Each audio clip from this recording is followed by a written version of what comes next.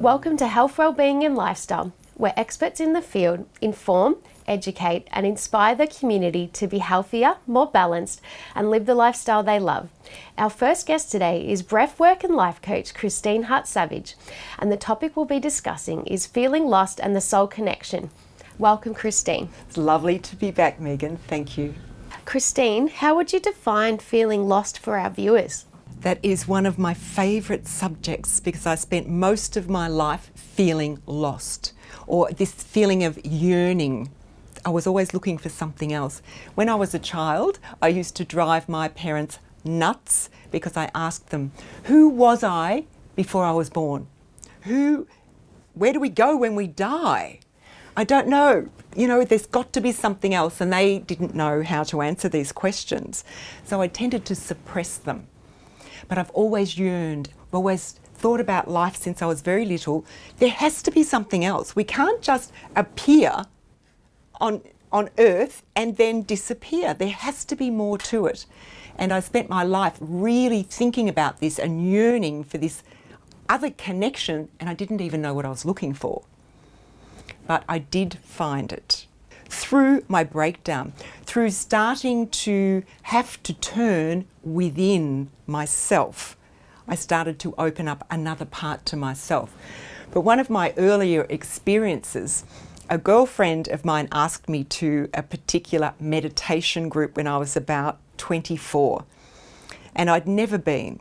And we had our little children in a creche there, and we went in to this particular place, and I was a bit confronted by it because there were some people there in like orange gowns and shaved heads, and I thought, what is going on here? And I was really quite daunted by it because I didn't understand that world. So we went in and we were sitting on a wooden floor, and there was this particular young woman taking the class, and she was leading us through this, what I called a relaxation. So firstly, she said to us, look, lay down now. And I laid down, and as soon as I laid down and I was listening to her voice, I started to relax. And suddenly there was a big tunnel, and I was moving through this tunnel, and I felt like I was moving very, very fast, but there was no resistance or anything like wind or anything like that, but moving fast. And when I looked up, there was this blazing light at the top, and I became frightened because I thought, oh, what happens when I go through the end of that tunnel? Will I die? And as soon as I had that thought, bang, it disappeared. And as soon as I relaxed again, it appeared again, and I was travelling through this tunnel. Now, I didn't tell anybody about this experience because I thought it was very weird. So the next week we went back, and the following week we were going through these same type of exercise she was leading us through, and we were sitting cross-legged on the floor, and suddenly, this is going to sound weird, but it's the truth. I had this little, like an umbilical cord coming out of my own belly button with a tiny little embryo floating in the air. And I thought, oh my goodness, I opened my eyes, it was there. I closed my eyes and it was there. And it just stayed with me the whole time. And when we finished the session, we were speaking to, they were swamis, I found out later. We were speaking to the swamis, and I told them about my two experiences. And they said, that's not fair. We've been meditating for years and we haven't had those experiences. I didn't ever go back because I was frightened of what I experienced at that time. So going forward, when I went through my really dark night of the soul, my challenging time in my relationship, I had difficulties with my children, and my marriage broke up, and I had that breakdown. I had a breakdown. I went back into learning meditation and discovering and uncovering that part of myself. And lo and behold, back came this, what I now know is the tube of light that comes down around you, which forms this incredible tunnel that is part of us. It's a tunnel of light, and we're all connected to this. But I had a lot of experiences that happened that I did not understand, Megan. And I'm sure there's our viewers out there that are having experiences off and on that they don't understand either, or they may be yearning for that connection. So the emptiness I was feeling suddenly started to fill and became a feeling of connection, a feeling of belonging that I had never felt before I went through these experiences. So the yearning started to disappear, the emptiness started to disappear. And I think that spiritual connection, that soul connection as I call it, fills that emptiness inside. And what I've realised is that we are a part of something much greater and much more magnificent than we realise. I started to realise, there's so much more to us than we know. And this has been a continuous journey over the last 35 years of me really unfolding these deeper layers, because we're eternal. There's these eternal layers of wisdom and knowledge that is inside us. And it keeps opening and opening and opening to this wonderful, wonderful knowledge, this incredible wisdom once it is integrated into our body. Christine, if the viewers and I are interested in connecting with our soul, what do you recommend? Well, definitely to start meditating daily, because in that harmony and peace that you eventually get to, at first you won't experience that. You'll experience a busy mind, but we have to stick with it. Eventually you'll have pockets of sinking into yourself and experiencing a lovely calm and peace and harmony. When we're in that, this energy starts to flow through us. So that when we do enough of that, we start to develop in a different way. We expand, our consciousness expands, our wisdom expands. The other thing I'd like to touch on here, if I may, Megan, is that I had this wake-up call also that I wasn't necessarily fixed. We're not fixed. That I had the ability and the intelligence we're all given to look at who I'm choosing to be in life. I didn't have to be how I was. I could choose it. I could choose my thoughts.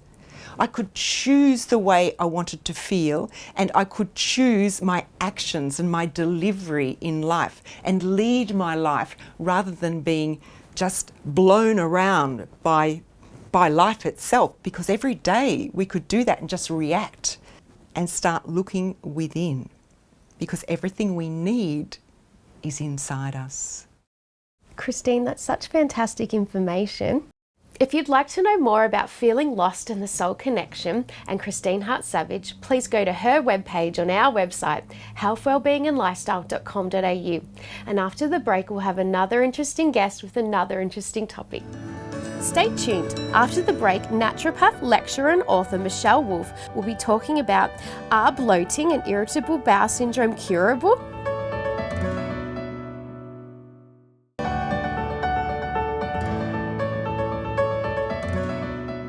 Welcome back. Our next guest, Michèle Wolff, is a naturopath lecturer and author, and the topic we'll be discussing is, are irritable bowel symptoms curable? Welcome, Michèle. Hi, Megan. So, what is the cause of irritable bowel symptoms? It can be many causes, and I'll also just describe the symptoms because they can be very varied. So, irritable bowel is a broad term that can cover alternating constipation and diarrhea, bloating, excessive wind, and pain and cramping in the gut. You know, some people may be diagnosed with irritable bowel and tend more to constipation, others may have diarrhea, so there can be several different symptoms involved. Yes, it's definitely curable once the cause has been found. So there's lots of different causes to irritable bowel. So it can be, for example, a type of pathology, which could be an overgrowth of bacteria, abnormal bacteria, like streptococcus or enterococcus. It could be an overgrowth of a parasite.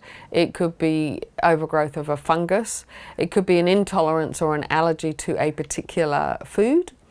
It can be simply stress that causes it, or a lack of a nutrient that is used up due to stress, like magnesium, which is a relaxant to the gut. And it could be due to a lifestyle where there's, for example, a truck driver who sits for hours, or somebody that has a lot of shift work and they're changing hours. That can cause problems with the gut and a lot of discomfort and bloating. And it can be something more serious that needs to be investigated. You know, like people can have bloating when they've got ovarian cancer. That's an extreme example, but these things are not to be overlooked. So I would normally ask a lot of questions to define what I think that the cause is.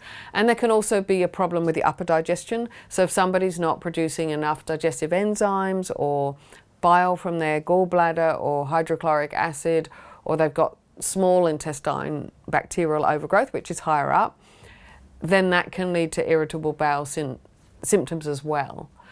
So it's quite varied, but they can all be cured if they have the right medicine. So irritable bowel is curable? Yes, it's definitely curable. So once we found out what the cause is, so you know, if you're intolerant to wheat, it may be taking the wheat out, allowing the bowel to heal, giving specific herbs and remedies, and then there may be a time that you can bring wheat back in, as long as there's not something more serious like celiac disease, which can cause irritable bowel as well. That can be masked as it as well. If there is a parasite infection diagnosed, then we will use specific herbs for specific parasites.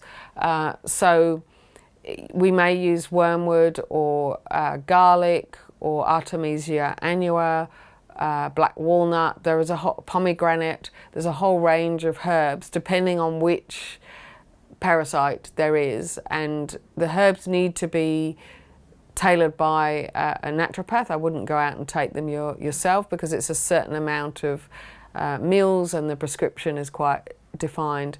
If it's a fungus, we would use herbs like golden seal podarco, horopito, to name a few, and they would be given for a certain amount of time, along with a diet that starves out fungus, and along with correcting the microbiome. So just like you have healthy soil with good healthy bacteria, and then your plants grow really strong, we want to have healthy flora and fauna in the gut, and then the parasites don't come in the first place. Also, if you've got really healthy hydrochloric acid in your stomach, that's one of your first lines of defences. So if somebody has a lettuce leaf with a parasite egg on it, and they chew that, and you've got good amounts of hydrochloric acid, that will kill it off in the stomach. If they don't, then it passes into the bowel and then can hatch into a parasite.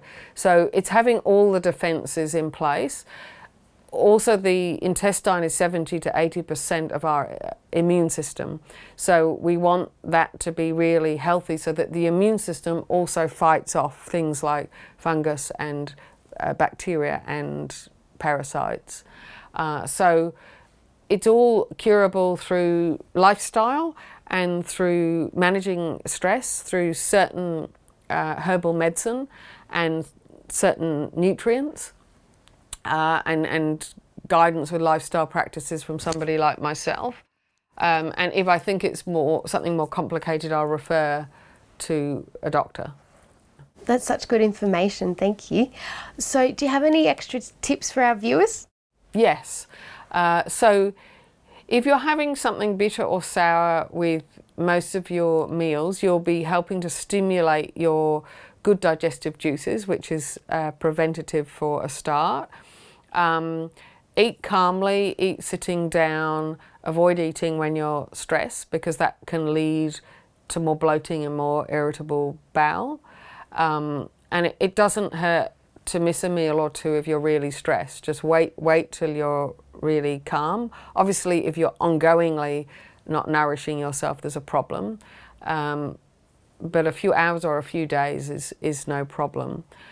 Having the spices which I have mentioned before, like fennel, ginger, cardamom, peppermint as digestive spices to strengthen the gut really helps. And if you're going overseas to a foreign country where you may pick up a parasite, take a really good non-refrigerated probiotic with you and ask your naturopath what you can take with you to both prevent and treat parasites so that you can sort of knock it on the head quicker. And then if you're living a healthy, balanced lifestyle with good food, lots of rest, good fluid, healthy relationships, then your own system will be in balance to ward these things off. Sometimes it's when we get out of balance that we get more prone to things like irritable bowel. That's such valuable information, Michèle. If you'd like to know more about Michèle Wolff and irritable bowel symptoms, please go to Michèle's webpage on our website, healthwellbeingandlifestyle.com.au. And after the break, we have another interesting guest with another interesting topic. Stay tuned. After the break, Sue Williams, Doctor of Quantum Counselling and Clinical Hypnotherapist, will be talking about healing energies across species. Can the same techniques benefit both humans and animals?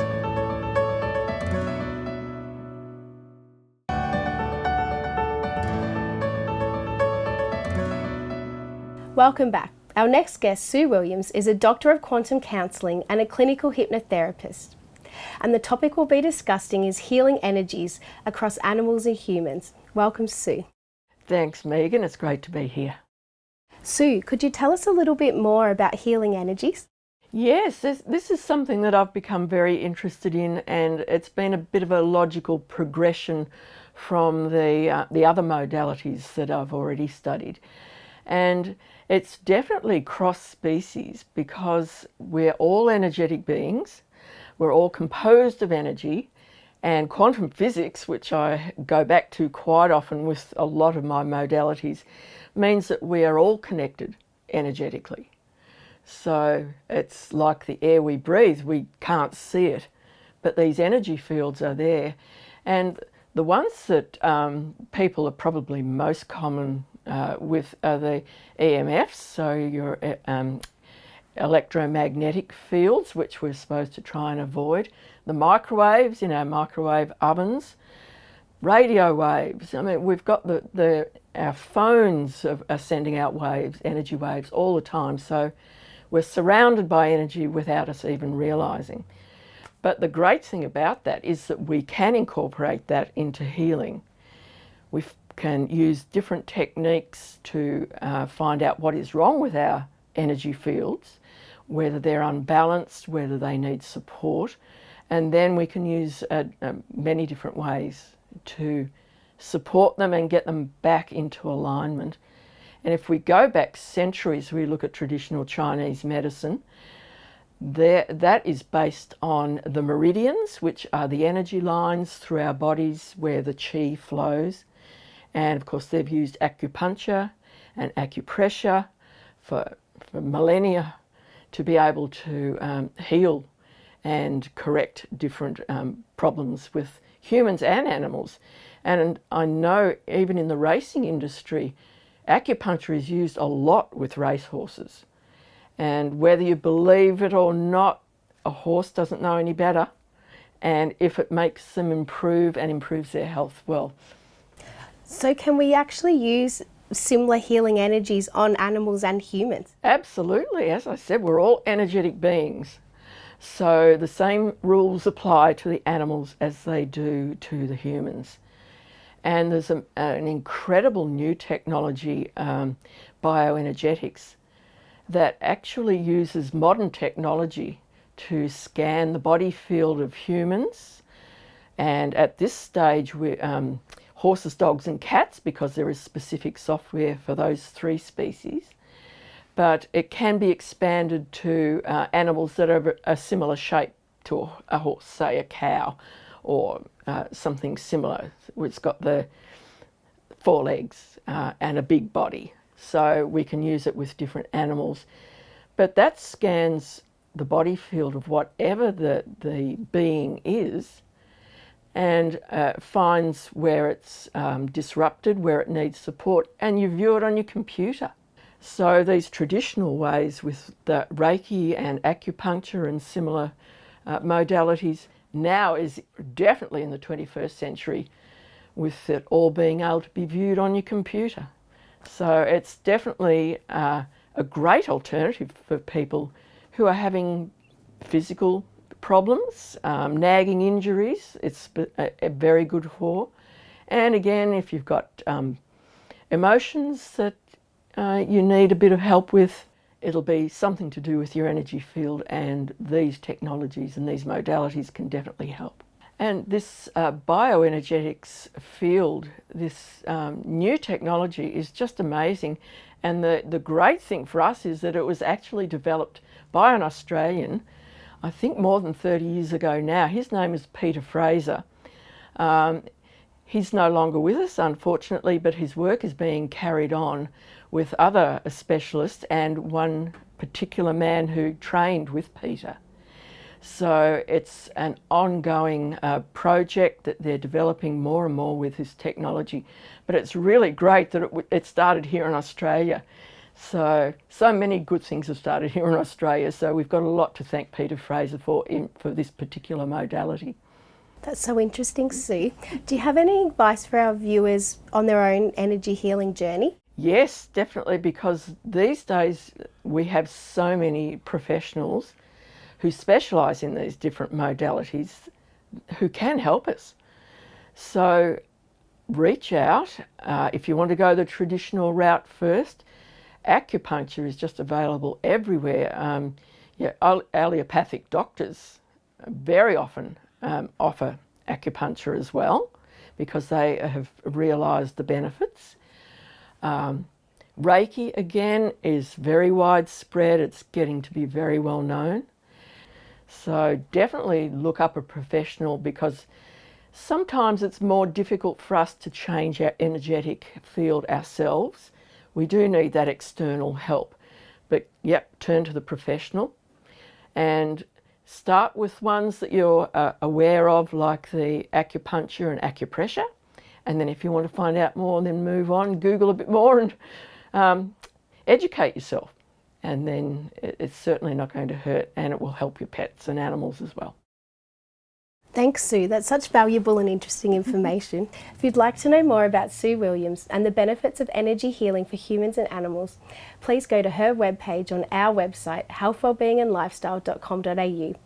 And we're going to say bye-bye for today and see you next time. If you'd like to know more about our show, please like us on Facebook, follow us on Instagram, and subscribe to our YouTube channel.